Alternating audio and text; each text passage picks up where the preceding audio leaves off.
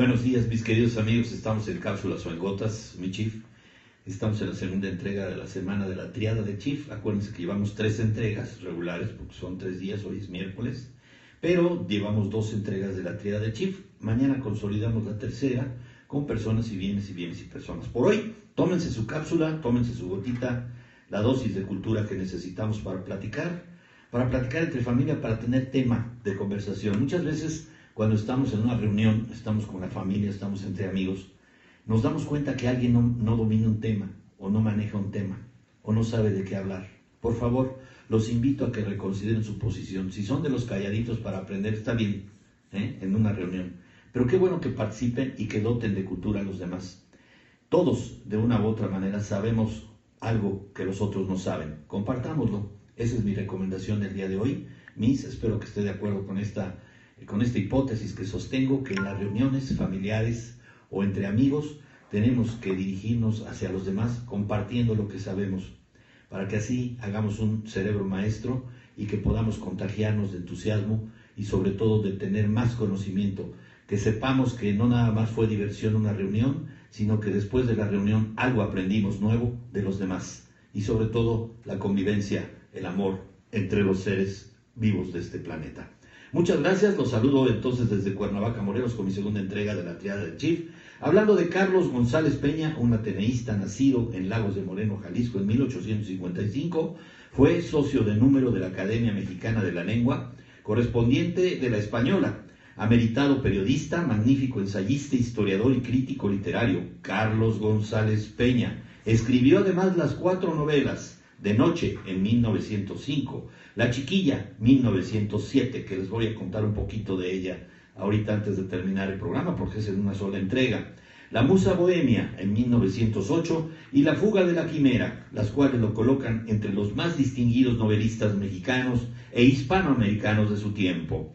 Se relacionó con los intelectuales Carlos González Peña y hombres de letras que residían en la capital mexicana. En 1904 empezó a colaborar en La Patria. ¿Quién lo dirigía, se acuerdan?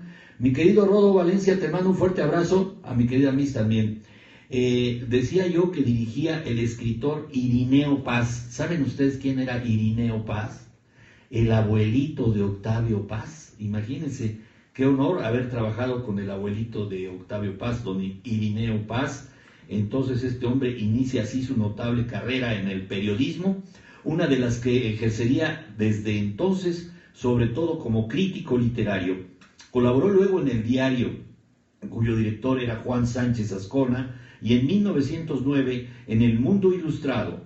Fundó las revistas México en 1914, Sabia Moderna en 1915 y El Universal Ilustrado en 1917. A partir de 1916 fue redactor y editorialista de El Universal y colaborador del mismo hasta sus últimos días. Gran parte de sus crónicas y artículos se hallan firmados con el seudónimo Maese Pedro.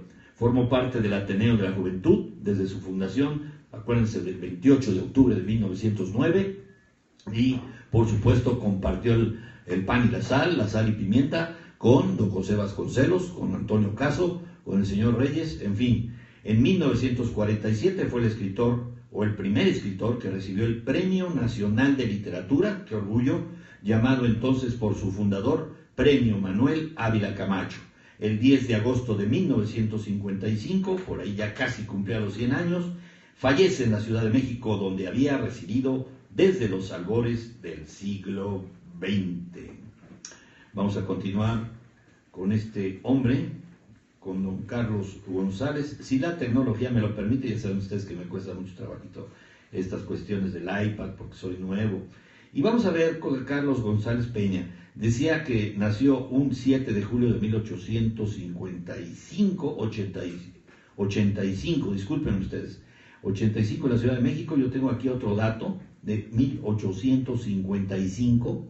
Entonces son 2 versiones las que tengo. Las fuentes se las voy a pasar para que vean, porque en una casi tiene 100 años y en otra pues un poquito menos. Fue un escritor y periodista mexicano. Ya decía, nace el 7 de julio de 1855, vuelvo a reiterar, en Lagos de Moreno, México, y muere el 1 de agosto de 1955, que tendríamos prácticamente los 100 años ahí. Escritor, periodista, años activos pues desde el siglo XIX hasta el siglo XX. Su género está considerado entre la novela y los ensayos. Es miembro, como ya dije, de la Academia Mexicana de la Lengua. Su padre murió muy joven y siendo el mayor de 6 hermanos, ayudó a su madre en el sostenimiento económico de la familia. Se trasladó, como ya dije, en la Ciudad de México, pues en los albores del siglo XX, donde tuvo varios empleos en puestos burocráticos y comenzó a relacionarse con escritores e intelectuales. Ya decía yo que en 1904 empezó a trabajar en el periódico Patria, donde comenzó su carrera de periodista y de crítico literario también.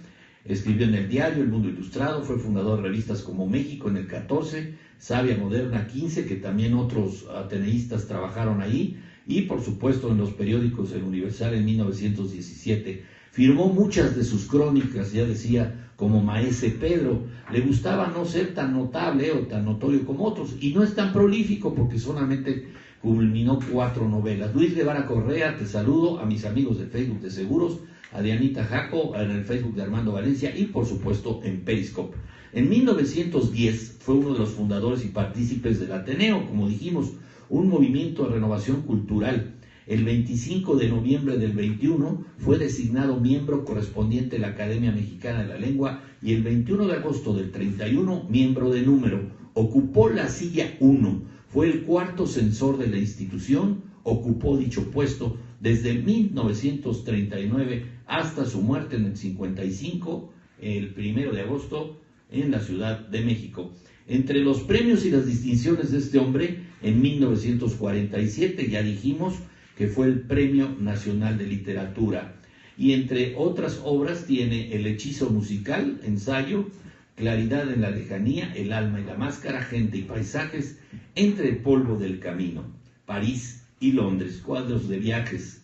Y pues tenemos por aquí también algún escrito que les voy a leer a pie juntillas, La chiquilla. Y curiosamente esta obra es la segunda que tiene aquí como novela realista. ¿Cómo podemos clasificar las novelas? Acuérdense ustedes que hay un modernismo, un posmodernismo, que pues por moderno ya no tiene nada de moderno, porque los modernos venían del siglo XIX, por allá en el inicio con Gavino Barreda, en esa moción o en esa misiva cultural que tuvo, posteriormente con don Justo Sierra, y las novelas pues eran de carácter histórico, narrativo, el género pues vamos a decir costumbrista de la vida normal, pero este hombre empieza a generar una novela realista, quiere decir de la verdad, de la realidad de las cosas, de cómo se suceden, y La chiquilla es un ejemplo extraordinario de lo que se tiene. Ahí sí nos dice que falleció el 1 de agosto de 1955, entonces de 1855 al 55, nada más por un mes, no tenía 100 años, porque los iba a cumplir. Y en otras fuentes me he encontrado que dice 1885, yo creo que esas son erróneas, porque he tenido más de 3 que reiteran que es de 1855 al 55, gracias a producción que me están corrigiendo por ahí, pero bueno, ya lo habíamos hecho antes. Decía yo que Carlos González Peña, en La chiquilla, es la segunda novela, que él estaba solamente precedida por La musa bohemia. La historia es una historia bonita, es una historia dolorosa, pero del modus vivendi, del modus operandi de los mexicanos, de cómo somos con los sentimientos con los demás, de cómo somos con los sentimientos del enamoramiento con la pareja, y desgraciadamente a veces las coyunturas que se dan, o no sé si les ha pasado a ustedes, que van con la novia de la mano y conocen a la hermana y les gusta más la hermana que la novia. No se debería, pero así es el sentimiento humano. Sergio del Castillo, muchas gracias de saludarme por ahí en Facebook de Seguros, gracias por verme. Y decía yo, sucede en muchos de los casos que incluso, acuérdense esa novela de Sisi, que es un personaje por allá en el imperio húngaro-austriaco, que Sisi es una niña muy guapa, pero curiosamente esta niña no era la novia del príncipe, el que iba a ser rey, y él se enamora primero de la hermana, pero cuando conoce a Sisi es tan impresionante y tan impactante la belleza de esta mujer, que pues este hombre tiene que tomarla de la mano y hacerla su esposa, dejando de lado a la hermana. Son tragedias que se dan muy comúnmente, porque pues así somos, la naturaleza humana es así, en la búsqueda de la perfección o el gusto, pues ahí rompemos géneros y desgraciadamente a veces también se rompen familias por esto. La historia, decía yo, se centra en una familia pobre que vive en una vecindad de la Ciudad de México a principios del siglo XX. El personaje central, Antoñita Fernández, es una costurera que trabaja largas jornadas para mantener al resto de su familia, quienes cayeron en la pobreza luego de la muerte del padre. La madre, doña Pepa, es una mujer anciana ya muy devota que vive exclusivamente para asistir a misa. El hijo mayor, Alberto, es un desertor de la carrera de medicina que solo se dedica a salir de juerga. La hija menor, Magdalena, más comúnmente llamada Lena, es una joven adolescente, veleidosa e inocente, bueno, vamos a ver qué tan inocente, que no contribuye con el sostén del gasto del hogar, porque encuentra el trabajo como algo deshonroso. Estéfana, una vieja criada y nana de los hijos de doña Pepa, también vive en la casa de los Fernández. ¿Qué pasa? El argumento. La novela narra el deterioro gradual de Antoñita a lo largo de un año, durante el cual ella se enamora de un joven estudiante jalisciense llamado Eugenio Linares, para luego sufrir una decepción amorosa cuando cerca del final de la novela descubre que su novio Eugenio ha seducido a su hermana Lena en el piso de su hogar, en la cocina. Luego de la dolorosa revelación, Antoñita cae gravemente enferma de amor. Durante varios meses, Lena huye, deshonrada e incapaz de afrontar su acto. Gracias a la muchacha, a la nana, a la sirvienta, ¿verdad? Antoñita experimenta una aparente mejoría, pero al querer reasumir sus jornadas de trabajo, fallece por extenuación. La última escena de la novela, les estoy haciendo una síntesis, muestra a Eugenio, el que fue el novio, pobre y totalmente abatido, como se da en estos casos, asistiendo a la inauguración del café de su amigo, el fallido poeta Arsenio Urízar. Arsenio y Eugenio comentan los acontecimientos y Urízar concluye que en este mundo de nada sirve preocuparse por otros, ilustrando su punto con el fallecimiento de Antoñita. Urízar compara a la vida con una chiquilla, una eterna engañadora que sonríe y muerde y que hay que despreciar. ¿Cómo la ven? La naturaleza humana, el realismo, ¿verdad? ¿Cuántos casos de estos no conocemos? Y hasta la fecha, ¿o no, mis queridos amigos? Estoy llegando a los 15 minutos de mi trabajo. Me dio mucho gusto saludarlos. Esta es una breve entrega porque realmente este es uno de los autores o escritores o ensayistas menos prolífico de todo el grupo de los ateneístas. Hemos visto gente como don Alfonso Reyes, que bueno, las obras abundan en demasía en su biblioteca personal que dejó como legado en Monterrey, en las universidades, en el TEC de Monterrey, en fin, y pues desgraciadamente aquí en este caso pues era poco pero sustantivo este buen hombre. Nos despedimos de este hombre, Carlos González Peña. Hasta la semana que entra en Personas y Bienes, en Bienes y Personas.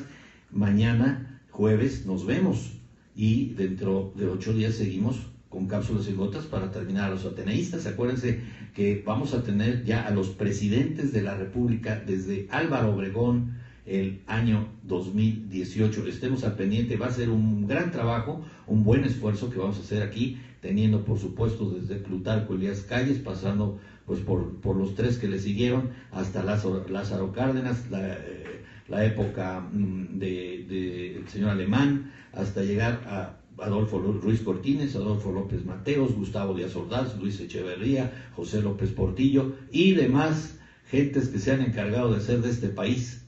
Ustedes ya saben qué. Los dejo con la duda. Ustedes viven con ella.